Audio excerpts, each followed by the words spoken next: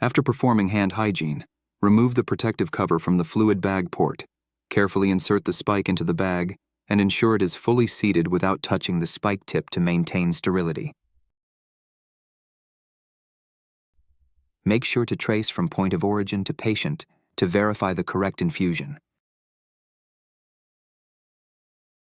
Open the Alaris Pump door, place the IV tubing into the channel following the indicated flow path, ensure it is properly seated, and close the door securely before starting the infusion. Press System On to power on the Alaris pump. You did it.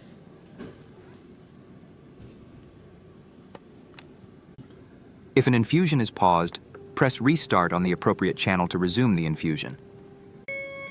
If the Alaris pump alarms, press Silence and proceed with troubleshooting the issue. When an air in-line alarm is triggered, clamp the line below the pump, open the channel, and gently flick the IV tubing with your finger to dislodge air bubbles, allowing them to rise upward toward the fluid bag and away from the patient.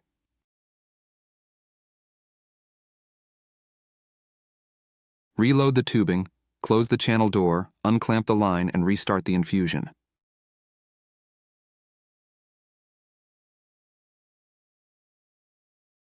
For an occlusion patient side alarm, trace the tubing from the pump to the patient, checking for closed clamps, kinks, or issues at the IV site. Ask the patient to straighten their arm.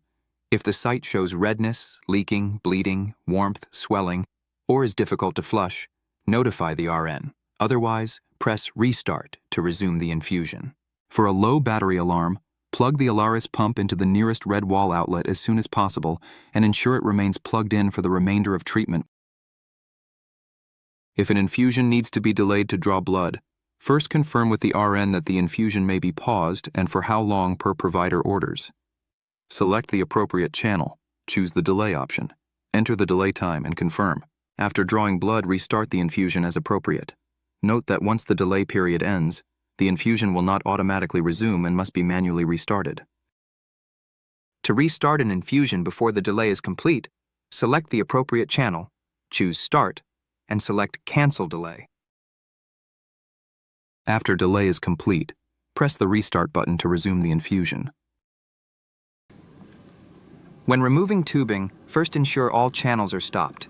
Clamp and disconnect the tubing from the patient, flush the IV line, open the pump door, remove the tubing, place it in the appropriate receptacle, and close the channel door.